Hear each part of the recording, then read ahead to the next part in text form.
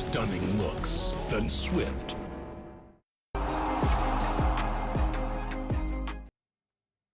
Have you recovered? That was some finish last night. It feels like it just finished. We were here, a game that ended at 1:07 a.m. in Sri Lanka. Went a little beyond that for us here in our studios, but we are back for the last game of the Super Fours. Sri Lanka are through to the final. They will face India there, but before that, there is India versus Bangladesh in the last game of the Super Fours. Welcome to Maruti Suzuki Arena, presents ESPN Cricket for Matchday, powered by JBL. In the company for now with Anil Kumble in the studio. Anil, doesn't feel like all that long ago that we were here looking back at Sri Lanka, Pakistan. Got some sleep? Tried to, yes. Yeah, it was not too far ago, not too long ago that we were all here discussing a wonderful game. I thought Sri Lanka batted really well, bowled well, and fielded well, more importantly. And now they're through to yet another Asia Cup final. They seem to sort of come together around Asia Cups and really have made it their own. And it's not going to be easy. I know India is through already. India is going to play Sri Lanka on Sunday, but Sri Lanka in Sri Lanka is a different cup of tea. So I think they played really well. They chased the target wonderfully well. Lanka showed the kind of maturity that you expect of a seasoned campaigner. He's been really good with the bat in the middle, and they have options as well. I mean, Kusal Mendes batted brilliantly. So yes, all in all, Sri Lanka looking good in the final. I think worthy of a final as well. So yeah, it'll be a good game come Sunday. Also joined this afternoon by Robin Uthappa. Robin, good afternoon to you. You are the primary batter in general on this panel, but we also need you to do a lot of the batting. It's been a long, long night. How did you enjoy the end of that Sri Lanka-Pakistan contest? It was a nail biter, wasn't it? It was a fantastic game, and I think everything you'd want probably in a essential kind of semi-final. But yeah, I'm happy to do all the batting today. So let me start with just touching up on the result from last night, which of course continues the bizarre part of the Asia Cup, which in nearly 40 years of existence still remains to have seen an India-Pakistan final. It has to be one of the most curious things for a tournament in which there have been three teams who have been the dominant forces for the best part of these 4 decades. The two who have been the most obvious choice for the final for so many continue to never have met in a title clash. Yeah, and that it tends to happen, doesn't it? I think when you kind of hype up a game as big as the India-Pakistan game is, and you want them to play against each other as well. You want that game to happen because you're always expecting and hoping for an exciting game. And unfortunately, for some reason, Sri Lanka have found a way to beat trumps in Asia Cups. And even last year, I think when you least expected Sri Lanka to be champions, they came out and they became champions there. So there's something about Asia Cup and Sri Lanka. And also the fact that there's one Asian Test Championship, which again, we didn't make it. It was Sri Lanka and Pakistan. Yeah, just somehow. I think there's only just that one T20 World Cup final from 2007 and no other India-Pakistan final. So we will wait a few more years for that at the Asia Cup. We will wait before that for India-Sri Lanka, which should be a cracking final on Sunday. But before that, India-Bangladesh, minutes away from the toss. But what we do know, at least one of India's changes is confirmed because we've seen Tilak Varma getting his maiden ODI cap. Anil, someone who's not part of the World Cup squad, but obviously right there in contention. What do you make of the move to give Tilak a game? Yeah, I think yesterday we did discuss about the possibilities of the changes, and we didn't mention Tilak Varma simply for the reason that he's not a part of the official World Cup squad. But it's a good thing to get Tilak a game here. Maybe because of the thought that Shreyas, we don't know whether he's fully fit. Again, there could be potential, some kind of an injury replacement that may happen. So in that context, just looking ahead, giving an opportunity to Tilak Varma. And I mean, he's done well. He's done well in the limited opportunities that he's got. It's a very young career that he has had. I mean, he's still young, only in his 20s. So he's done exceptionally well for that. A good player in the middle order. He showed what he can do in the West Indies. He goes there and just goes about playing his shots. He's not afraid to play the reverse sweep, take the bowlers on in the T20 format. So it'll be interesting to see what kind of a game he brings in the middle order. And we know that he can give us give India a little bit of a spin as well with his off break. So yes, I think that also helps. We've been talking about the importance of batters coming in bowling.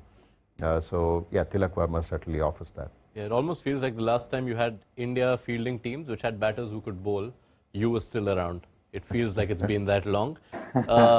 Robin, an important point that Anil raises there is that you know that Tilak Varma was just the next batter in line as far as that World Cup squad is concerned. You know that there are still players coming back from injury, players who might be dealing with injury.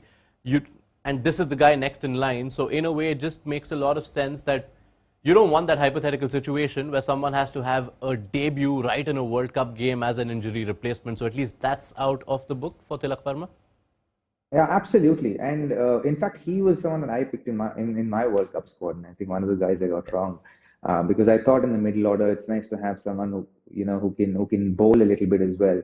And what you got to love about Tilak Varma is the fact that he's got great game awareness. He goes about the game beautifully. He absorbs pressure really, really well. You could see even in the West Indies T20 eyes, he went in there in difficult situations, but he was able to. He was adept in absorbing the pressure and putting pressure back on the opposition. And then when he got the opportunity to bowl, the confidence in which he bowled, and was able to get a couple of wickets as well. So I think a lot augurs well for Tilak Varma. And I'm just thinking right now, it's all speculation, but it could be that Shreyas's injury is a little worse than what we know at this point in time. So maybe it's more than just a back spasm. So they want to make sure that Tilak, like you said, doesn't have to debut in a World Cup game, but gets a game or so under his belt, so that that option can also be available for India. If it's required at the World Cup.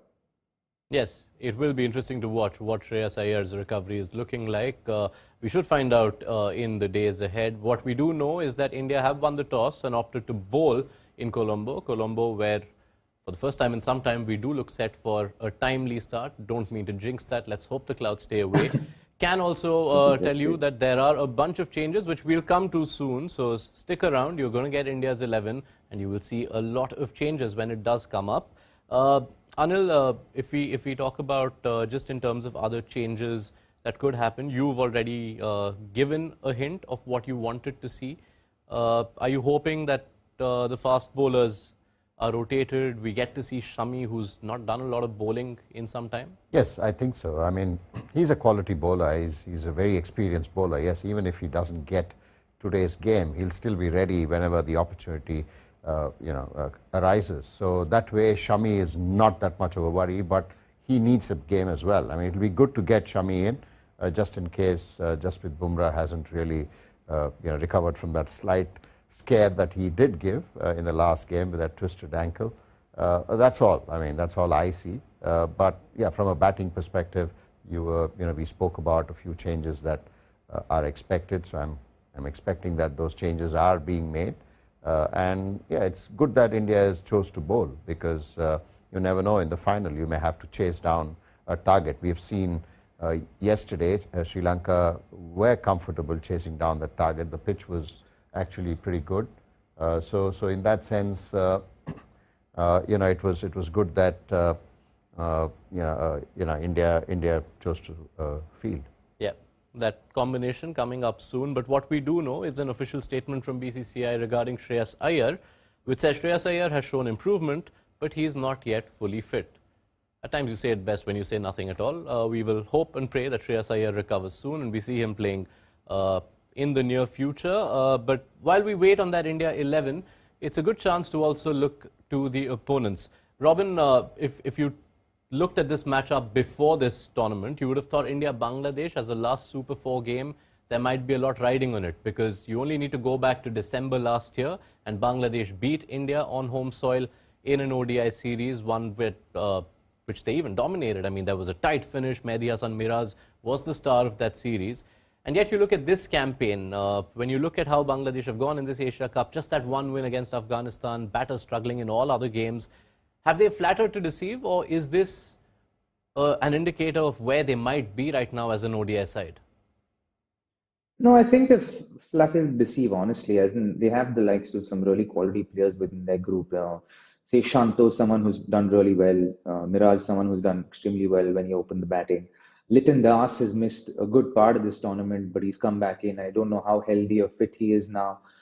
So they have quality batters and they have quality individuals in that group. But I just think that the performances aren't coming together when they actually need it, right? You need more than just individual performances to win a championship and or even get to the back end of a championship. And you're not seeing that from Bangladesh. You're seeing individual brilliance. Say even Taskin Ahmad, Choriful again has been a handful with the ball. But Shakib has been great with the ball as well, but he hasn't scored runs with the bat. And I think Mushfiqur is missing today's game because of family commitment. So I think they have a lot of the pieces in place, but they're just not coming together well. So I think that's what's amiss, and that's what's ailing Bangladesh at this point in time. What to you, Anil, would be a realistic assessment of what Bangladesh could do at the World Cup? Let's keep in mind that someone like Najmul Hossain Shanto might not be fit. Liton Das is just recovering. How do you see them performing in this World Cup? I think they have the team. I mean, it's not that they don't. I mean, they have the experience of some senior players in their lineup. I mean, Tamim Iqbal will come into the World Cup squad. Then Liton Das, like Robin mentioned, he's coming back after an injury. Shakib is still around. Mushfiqur Rahim, yes, he's not playing today, but then he'll be available for the World Cup. And the younger lot, spinners, I think Mehdi has been really good, not just with the ball, but also with the bat, now that he has a new role with this lineup. So they have the players, but somehow as a team, they're not being able to gel and sort of consistently perform. So I certainly expect them to give some of the teams a bit of a scare. I'm sure they will upset a couple of teams with their team, but I don't see them really going all the way through to the semi-finals because this team isn't consistent. We have seen that through the Asia Cup. So they'll have to really play their A game if they have to really be competitive in the World Cup and then beat good sides in the World Cup. Right. Bangladesh have made some changes of their own, but let's show you what India have done. Can confirm now that there are 5 changes to India's playing 11 from the one that beat Sri Lanka in that low scorer at Colombo just a few days back. Rohit Sharma and Shubman Gill continue to stay at the top, but then you see the changes. Surya Kumar Yadav in the 11. Tilak Varma gets a maiden ODI. And if you look at the bowling, that's where you will see a lot of other changes. Shardul Thakur, Mohammad Shami and Prasidh Krishna all featuring. Prasidh Krishna and Tilak Varma, remember, are just outside of the 15 that India have named for the World Cup. That means, let me test myself, that means there is no Virat Kohli, there is no Hardik Pandya, there is no Kuldeep Yadav, no Jasprit Bumrah, no Mohammad Siraj. Oh, I'm surprised I actually got that right. Yes. Robin, let me put you on the spot then. With this lineup, what should the batting order be? Well, just as it is at this point in time, I wouldn't. What you're showing us right now, I think would be the ideal batting lineup. And I like this, honestly, as in I like the fact that they've made these kind of changes, and it shows what the thought process is like. So they're not thinking too far ahead. They want to make sure that their key players are fit for the final day after tomorrow. And given the conditions that's in Sri Lanka, you know that if it's not raining, it can be very humid. So you want to keep them as fresh as possible for the final day after tomorrow. So I like this squad. I like the fact that they're trying out even their World Cup reserve players. There's a lot going for this side. Yeah, and the same argument that we apply for Tilak Varma also applies for Prasidh Krishna. I know he's played international cricket, but it's been over a year. I think August was the last time he played competitive cricket, barring those island games that he played. So a good move to give him some overs as well. Yeah, I think whatever we spoke for Tilak Varma applies to Prasidh as well. He's been out through an injury, so he's coming back. It's important that he gets some game time in the middle, because once the World Cup starts, then if you're not in the squad, you'll have to go back into domestic cricket. and play the T20 format. So ideally you would want him to play ODI and get to see what he can do. I'm a bit surprised that Kuldeep's not in the playing 11, because I would certainly give someone like a Kuldeep every opportunity to play a game. He's been bowling brilliantly. You would want him to continue to pick wickets so that that becomes second nature and becomes a habit. The one thing this 11 does do is something you alluded to in our preview. India have only 5 bowling options. Not counting Tilak Verma, maybe he can roll an arm, but 5 genuine bowling options, which means everyone you see, Aksar, Shami, Shardul, Prasidh Krishna, have to at least potentially bowl their 10 overs, which makes this a very important match for someone like an Aksar Patel. And also to Shardul Thakur, because Shardul hasn't been giving the Indian team the 10 overs that you would expect. So yes, it certainly gives someone like an Akshar Patel and a Shardul Thakur the opportunity to bowl their 10 overs. India is bowling first. In that sense, you would want them to bowl those 10 overs and then use Tilak Verma as well. I'm sure Rohit would like to use him for a few overs at some stage. So ideally, I would certainly look to bowl 10 overs of Shardul and 10 overs of Akshar. And then if at all you want to sort of give Jadeja a couple of lesser overs and then use Tilak, that would be something that you would think of. Just staying on Aksar, Robin, if you look at his bowling form, it does feel like it's tapered off. It's what? He's bowled less than, on average, he's bowling 5 overs per match when he plays ODIs. Now, of course, at times there is the factor that you may be one of 6 bowling options and then you're automatically not bowling, and it's not just ODIs. We've seen lots of T20s in the IPL for India where, occasionally you see Aksar bowling 1 or 2 overs, really not bowling his quota. Looked a bit off colour in that game against Sri Lanka too. What do you think? How do you assess Aksar Patel's bowling, especially given that he's the only backup spinner in India's World Cup squad? Well, I think in the recent past, what they've done with Aksar, especially in T20 cricket, is they've not bowled him to left-handers, simply possibly assuming that that matchup will not work. But he's been fairly good against left-handed batters, I beg your pardon, in the past. And I've seen him have a reasonable amount of success against left-handers. Having said that, I think in one-day cricket, given the fact that you also have Jadeja there, could possibly be one of the reasons why he's not getting his quota of 10 overs. But even when Jaddu is not there, I think he's used in a sense where again he comes in as a 5th, 6th bowling option. Again, a little bit of that. We'll use him if he's required, match-up kind of bowler. I think that's what the perception of him is in white ball cricket, which is why I think he doesn't get to bowl his entirety of overs. Right. We also have Bangladesh's 11. They too have made some changes. Bangladesh, of course, have only won the 1 game at the Asia Cup so far. Their opening had been a cause of concern with Mohammad Naeem getting a lot of starts but not kicking on. And so you see the replacement, Tanzid Hassan, who did get a game right at the start of the tournament, is back. Liton Das, as per the team sheet, is finally listed at what one would imagine is his strongest position as opener. Anamul Haq, who came into the squad last minute as an injury replacement, gets the game. Between him and Liton are your choices as wicket-keeper too, because Mushfiqur Rahim is not playing this game. And Mehdi Hassan, not Mehdi Hassan, Miraz, comes back into the side. And there is a game too, for the first time this tournament, for Mustafizur Rahman, as indeed Tanzim Hassan. Thoughts, Anil, on that lineup?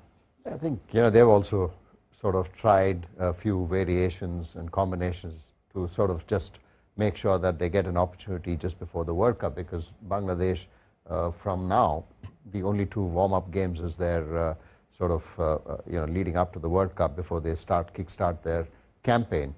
So it's important that everyone gets a game, and Liton Das, right at the top, is a quality player. We've seen him really perform at the international stage. I'm sure he'll look to keep wickets. And I was very impressed with Hriday, in the last game when Bangladesh missed out against Sri Lanka. So in that sense, they have a wonderful team. Like I mentioned, all boxes are ticked. It's just that they need to come together as a team. And that's what you would expect from now on. They only have 3 games, this one, and then a couple of warm-up games before they start their campaign. So they need to get their act together. That lineup should also mean good news for Akshar Patel, Robbie, because from just what we were discussing, that tendency to not bowl him when there are left-handers around, I can see only two in that Bangladesh lineup. There's Tanzid Hassan at the top of the order and Shakib Al Hasan. Yeah, but then there's also this Ravindra Jadeja in the Indian side. So how much will that go on to allow Akshar to bowl his quota of 10 overs? Unless Rohit decides not to use Jadeja today and allow Akshar to bowl his quota of 10 overs. Again, I don't see him completing his quota of 10 overs. Maybe 7 overs or so, but not his full quota. Because I think you'd want someone like Shardul also to bowl his full quota of 10 overs and see where he ends up, right? See where the dust settles as far as his bowling is concerned. Because we know Shardul is being a wicket taker, but he can be very, very expensive as well. So which is essentially been his USP. So given those kind of things in mind for Rohit Sharma, we'll have to wait and see how many overs Akshar ends up bowling. Yeah, but before we see on Akshar and Jadeja and even Shardul, it will be good to see Mohammad Shami potentially bowling a full quota of overs. He's only played that one game so far in the tournament, which was against Nepal. Bowled 7 overs, 1 for 29. Didn't look at his best, which is understandable. He was playing after a while. But in general, if you look, Anil, just the 12 games in 12 ODIs since the start of 2022, and you want Shami in his full gears, so to say, for whatever role he has to play at the World Cup? I think, if ideally Shami's role would be to sort of pick up wickets with the new ball in the power play. That's something that he does consistently. So that would be, what you would want Shami to do, and we know the ability that Shami has. I don't think I've seen any other fast bowler with that kind of upright seam consistently coming through from the hand. And Mohammad Shami is been brilliant, and that would be what I would be doing if with Shami, saying, okay, here's the new ball, go pick wickets. If you can knock off 2 wickets in the power play in the first 10 overs, then invariably you are slightly ahead in the game. So that's exactly how you would want to use Shami, and today perhaps it's a good opportunity for him to just run in and bowl what he does generally. That's today. If at the World Cup you see a scenario where a Shami, Bumrah, Siraj, full complement of pacers, if India decide to play them, how would you expect Shami's role to be in that setup, given that Bumrah and Siraj usually share the new ball? No, similar. I would certainly look to bowl Shami.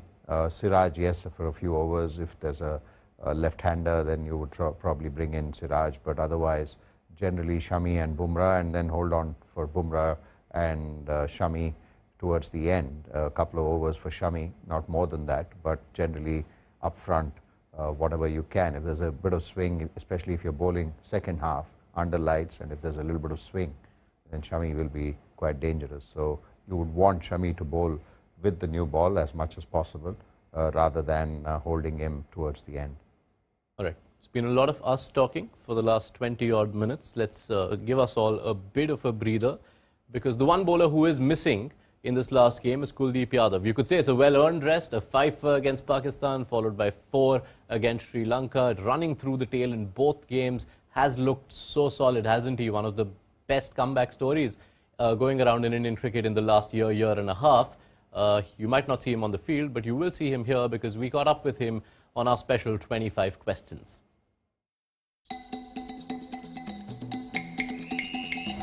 If not a cricketer, what would Kuldeep Yadav be?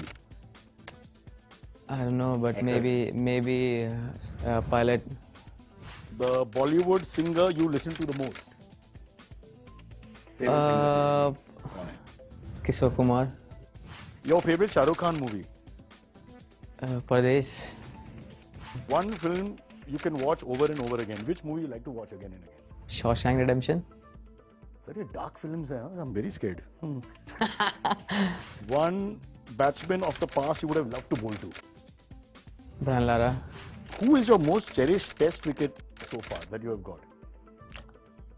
Hanscom and Maxwell, 2 wickets in debut, and of course in Sydney, getting Tim Payne out. A match from the past you wish you could have played? Is there some India match or some KKR match from the past that you wish you had been part of, but obviously you were too young? Like 83 World Cup. World Cup, 2011 World Cup. Why did you start bowling Chinaman? Why left arm Chinaman? Because I don't know. तो जब अपने आप ही हो गया वो China में. Coach था पर वो नेचुरली मेरे अंदर टैलेंट था ये. Who is the most absent-minded cricketer you have met? Sorry. Most absent-minded जो भूल जाते हैं details या time पे नहीं आएंगे team पे. शिखर धवन. हाँ, he has missed the bus. उन्हें कुछ याद ही नहीं रहता है. वो हमेशा भूल जाते हैं कुछ भी. He's earned his rest, Kuldeep Yadav. But flying the Yadav flag in this game, you still have Surya Kumar Yadav, who is back, and he will play for the first time this series. Surya Kumar Yadav, obviously someone who India have backed, despite not the greatest of returns in ODI cricket. He's had his troubles. Anil, if you look at it, the game time is important, which you've mentioned. But in the role, we saw on that team sheet that it's listed at 3. You would imagine that in any situation that Surya Kumar Yadav plays in the World Cup, it would usually be a little lower. So is it important for him to bat in that role when India's batting does come? Oh yes, I mean we have discussed this about the ideal lineup for a World Cup. You would want a Surya Kumar Yadav batting at 6, and that's probably how I would look at it. 30 overs on, Surya goes in and then just plays a T20 game, which he's so comfortable playing. And yes, if you're in trouble, then you don't have a choice. But at least the role that he needs to sort of think of when he's practicing for a one-day game, I would certainly look at him doing what he does best in a T20. Just goes there and then plays his natural game. Not necessarily at 3, but ideally at 5 or 6. Just as a potential idea. So the argument for Surya, Robbie, usually is that give him the closest to a T20 game, which is where Anil comes from. Would you at times consider him as a disruptor at number 4 almost? When you look at India's middle order, if there is a game where Surya Kumar Yadav has to play during the World Cup, you've got a Virat Kohli, you've got a KL Rahul. India's ODI mix used to have Rishabh Pant at number 4 in the middle, just that disruptor to shake things up in the middle overs. Is that something you can also consider with Surya if and when he plays? Well, honestly, I think with regards to Surya at this point, I probably tend to agree with Anil Kumble because I feel like Anil Bhai is, at this point, he's very right when I think it's too close to the World Cup for him to kind of use him anywhere else. But maybe post the World Cup, once he figures out what his template's going to be, I think he hasn't kind of nailed his template as far as one-day cricket's concerned. He's got too many short options, and for a player of his caliber to kind of figure that out and to reduce his short options, because sometimes we've seen him have 3 or 4 options to one ball that's been bowled to him. So it takes a little while to kind of figure out, okay, what kind of a template I'm going to follow as a batter in one-day cricket, because you've got to play that simple, boring cricket. And I don't think Surya enjoys that very much at this point in time. So I think he needs to figure that out. Once he figures it out, I think number 3 could suit him, number 4, 5 could suit him. But right now, I think at the middle order, you've settled with KL Rahul there at 4, and at this point, Ishan Kishan at 5, which could also be, say, Surya Kumar Yadav and Shreyas Iyer could play in those positions as well. But as of now, I feel you want to use him at number 6 if he's going to play. And then moving forward, if he's figured out his template, anyway, would do. 1 to 5 would, 3, 4, 5 would be ideal for him. Surya's been honest enough to admit himself that he's waiting to crack the code of this format. If you're coach and you were in his ear before this game, or any game, what are you telling him if he's trying to fix his ODI game? Just bat 20 balls first. That's all. I don't think he needs to worry anything else, because the moment he starts thinking about the challenge for players like him and perhaps even someone like a Virendra Sehwag, when he first came in and played ODI cricket, was that he felt, or Viru when he was playing one-day cricket, felt that he need to bat at a faster pace. Because as is, he was playing at a good brisk pace in test match cricket. He was scoring a run a ball. All you need to do is continue the same thing. Maybe Surya thinks, because it's one-day cricket, he needs to sort of rein himself in. And that's something that I don't think you need to sort of do. You just need to go there saying, okay, I'll play 20 balls and then assess, rather than having this thought process of saying, this is one-day cricket, I need to take my time, and then I will start looking to do what I am capable of. So that to me it's just a mind shift. I don't think there's anything else. And that's when I say he needs to bat at 6. What I meant was, he needs to go in the 30th over. If India are 160 for 2, send him in. So that kind of a flexibility is something that you need, and that's the kind of role that one would sort of look at when it comes to Surya, because he is capable of, yes, he's a disruptor, but I think he's capable of changing the game in those 20 overs, which not many batters have that ability to do that in those 20 overs. All right. Go well, Suryakumar Yadav, whenever the batting does come. Teams are out for lining up for the anthems. Worth spending a minute on the Bangladesh batting as well, and it has been troubling. A spate of low scores. Only that one game against Afghanistan was the one where they did post a high total. And worryingly, Robin, Najmul Hossain Shanto played 2 good knocks at the top of the tournament, 89 against Sri Lanka and then a century after that. But there's no other batter who's had more than 1 innings of note. Well, yeah, as in I think Shanto's, batted well there at number 3 and number 4. Mehdi Hasan Miraz also has batted well when he batted at the top of the order. So as in, I hope that he gets to kind of opening the batting, because I feel like they're still trying to figure out who's going to bat where. And even Hruday in that one innings that when he did hold one end up for Bangladesh, I beg your pardon, showed a lot of character and was able to absorb pressure very, very well. And that's kind of players that you want in your squad. So I think that they have the individuals, like I said earlier, but I just don't think they figured out where they're going to fit and those performances coming together for them. And I think those are the aspects that Bangladesh, I think, will try and figure out and iron out before the World Cup comes around, and hope that that works in their favor to have a good campaign at the World Cup. Even when you just go through that, Mehdi, his numbers look good, but it's 1 knock. Remove that knock and there's not a lot. And after that century, spate of low scores, and it looks like that experiment with him at the top of the order has stopped for now, because you look at the team sheet today, it has Liton Das and Tanzid Hasan listed at the top. Yeah, I think so. I think they probably wanted to test it out and see. And credit to him, the way he's been able to adapt to that specific role at the top. He got 100, and once Tamim Iqbal comes, I'm sure he would open the batting. So in that sense, that experiment perhaps is done and dusted with, and he'll do what he is capable. He's a quality player. Mehdi Hasan can adapt. We have seen that even in the middle overs, even in Test match cricket, he's really done well, coming lower order and scoring runs for Bangladesh. And he's a quality off spinner too. So in that sense, they have everything. Bangladesh has all the wherewithal. They have, they are aware of the conditions too, whether it's Sri Lanka or whether it's India. But somehow they need to start coming together and post some consistent performances. Yeah. So Liton Das will wait to have Tamim Iqbal at the top of his order. Bangladesh are hoping he's fit by the time the World Cup comes. But interestingly enough, he will still be joined by a player whose nickname is Tamim. Yes, that is Tanzid Hasan's nickname, Tamim, as he occupies that spot. A player who Wasim Jafar, who's been around the Bangladesh setup, rates very highly. All right, just about time for the game to begin. Let's do what we tend to do at the end of the show. I'll go to you first, Robin. Bangladesh batting first. Okay, no, actually, the first prediction for this Asia Cup should be, will we see a completed game? Fingers crossed, man. Fingers crossed. Yeah, the forecast does look better than it has through this week, so I'm really hoping. Yeah, we don't want a 1 o'clock finish. Oh, yeah. Definitely not. Not at all. Either pour so much. I'm hoping more for you guys than for me, honestly. Okay, let's get the serious prediction in then. Bangladesh batting first. What sort of a total are you expecting, Robin? 260. 260. All right. I'm looking at 240. Okay. So either which way you are looking at scores, which should see at least some of the Indian batters get a go, which will then mean a lot of boxes ticked. Yes. Hopefully. Yes. All right, gentlemen. Thank you so much for your company. Look forward to it, to the rest of the day as well. You can be sure to follow all the action on the ESPN Cricinfo mobile app. That will have it covered.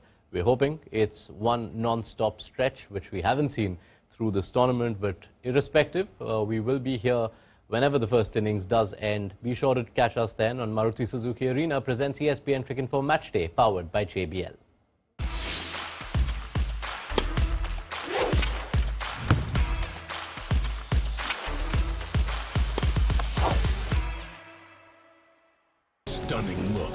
than swift.